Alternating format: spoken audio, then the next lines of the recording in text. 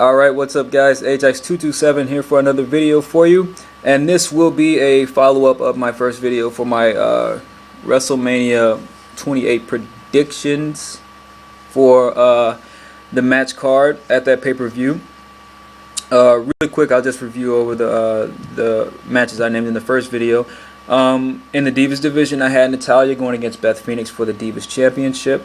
Another match I put down was CM Punk versus Chris Jericho in just a regular grudge match, no titles or anything like that. I also said Rey Mysterio versus Sin Cara and Hunico in a triple threat match, or they would all be involved with each other in some sort of match.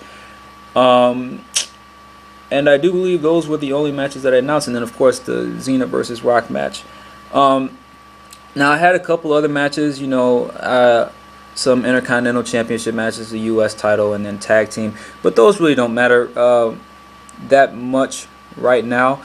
I may do another video going over those, the minor championships, but I really want to talk about the Undertaker versus Wade Barrett match, which is my prediction of who the Undertaker will be facing. But really quick, I want to talk about the world title matches. Now, let me just state that these will be based on the roster right now as it is. So everybody who's on SmackDown will be on SmackDown all the way through WrestleMania. There will be no draft switches or anything like that. So I guess it'll help you better understand as to why I picked these people to be in the world title match. But essentially, I have a triple threat match for the SmackDown side of things, and it'll be basically Orton versus Henry versus Sheamus. And, you know, that's pretty self-explanatory as to why it's those three men. And, you know, I wouldn't be surprised if Henry goes all the way to WrestleMania as world champion, because they really have built this guy up as somebody who really can't be beaten. So, if not to WrestleMania, very close. But that'd be my prediction for the world title match. And for the WWE Championship match, I only know one guy. And one guy who I really want to be in that title match, and that guy is Dolph Ziggler. Now, Dolph Ziggler has really grown as a character. He's always been amazing in the ring. Had iffy mic skills, you know, they were okay. But he's really grown. He's really evolved into his own character. And, you know, it really came to light this past Monday in his little segment with Hugh Jackman. And, you know, he actually cut his own promo, and Vicky really didn't talk that much. And usually Vicky has been the mouthpiece, you know, being his manager, and she's usually cut the majority of all their promos. But he actually took control of this and, you know, cut a very decent promo, in my opinion, against Hugh Jackman. And, you know, the week before that, he had the amazing match with Randy Orton. You know, and with that match, he actually looked like he belonged in that match with Randy Orton. It was an amazing match. If you haven't seen it, YouTube it, and you'll be blown away by it. But yeah, I'm expecting very soon for Dolph Ziggler to eventually drop Vicky Guerrero, because he really doesn't need her anymore, and actually go on to the main event. He'll drop the U.S. title to maybe to Jack Swagger or Alex Riley, and then he's going to take that step up to the main event. And I really feel like he deserves it, you know, out of anybody really, because he's been in the mid card for I don't know how long, and he's held multiple titles, Intercontinental and US. So I really feel like Dolph Ziggler is ready to step up to that main event scene. And, you know, like I said, he's an amazing athlete, very good in-ring ability, and his mic skills are progressing every week. So I don't see any reason why he shouldn't be in the main event. But yeah, I would predict him to be in the WWE Championship match to some extent. Really, his opponent, I really don't know. I just put Alberto Del Rio down for right now, because I figure he'll still be doing something with that.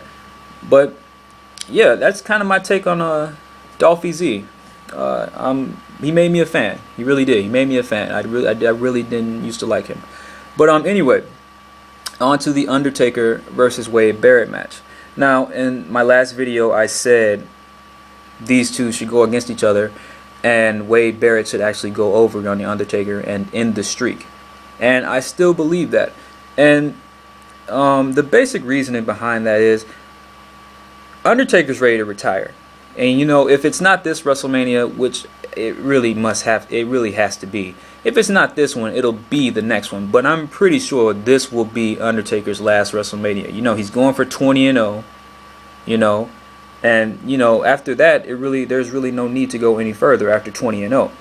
So, and with Barrett, you know, he's just like he kind of reminds me of Randy Orton. If put in that situation, he could remind me of Randy Orton and the program he had with Undertaker back at WrestleMania 21. It's kind of like the young guy, you know, or basically the legend killer, and actually wanting to end the legend of the Undertaker, even though Randy Orton wasn't successful in doing that. But I can see that Wade Barrett playing that role as the guy who wants to end the streak. And you know, a lot of people say Undertaker will never lose at WrestleMania. That's a given. That's like one of the things that'll never happen. And you know, I really do think if Barrett would have a match with the Undertaker, he would beat him. And it's basically because it's all about the future stars, and it's all about tomorrow, and it's all about the stars of tomorrow. And you know, I know people will say, well, what makes Barrett deserve it? And you know, it could be a bigger debate, you know, over that question alone. But sometimes it's just realizing that you have to put the younger guy over. And that's just, as there's no explaining it. It's just how it is. It's as simple as that. Sometimes you just have to put the younger guy over for the betterment of the company. Now, it's not the most popular decision, I know, and a lot of things I've said on my channel aren't usually the popular opinion, but it is my opinion alone, and I think it would be really good for Barrett. And you know, I felt like Barrett has really taken a back seat to guys like Sheamus and Alberto Del Rio, as in, you know, he hasn't been WWE champion yet, and they really haven't done anything with him, you know, after the Core and after Nexus, and those were both failures in themselves. So you really can't name those off as accomplishments for Wade Barrett. But yeah, he really hasn't done anything. And what else better to do than to, you know, try to end the streak of the Undertaker? And just imagine it. Like, could you imagine something, Wade Barrett ending the streak, doing something that Triple H couldn't do twice, doing something that Shawn Michaels couldn't do twice, something Ric Flair couldn't do, something Kane couldn't do, Orton, Edge, you know, the list, you know, goes on, Mark Henry, of these established superstars who couldn't beat the Undertaker. And then here comes this young guy out of nowhere, you know, ending the streak. I mean, it would do wonders for his career, because if you beat the Undertaker at WrestleMania and end the streak, you don't go back down to the mid-card, a lower mid-card. You're a main eventer for basically the rest of your career, because people will always say, that's Wade Barrett, that's the guy who ended the Undertaker's undefeated streak at WrestleMania. That is the biggest thing that WWE has, is that undefeated streak. And for him to take that, it would do wonders for his career. And everybody will agree with that. You know, you just don't beat the Undertaker at WrestleMania and then go back down to the mid-card. He's going to be going for world championship matches, and, you know, his character will gain from it. You know, all the gloating, and, you know, and he could even become a bigger face, you know, in the long run. Face of the company. And I really feel like, you know, he kind of deserves it. You know, Wade Barrett is very good. He's amazing on the mic, has good in-ring work, and, you know, he's been working a lot. So, and, you know, I am a Wade Barrett mark, sort of, kind of. I really don't like the term mark, but I kind of am. I really favor the guy.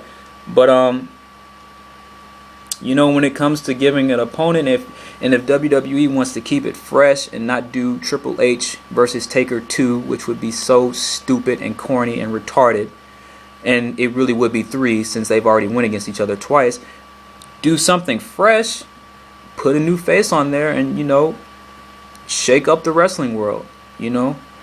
And I think that really would happen if Barrett went over on the Undertaker. But that's it, guys. Let me know what you guys think about that. Maybe if I'm crazy, or if you can actually see where I'm coming from. Make sure you leave a comment, rate, subscribe, do all that good stuff, and I'll talk to you guys later.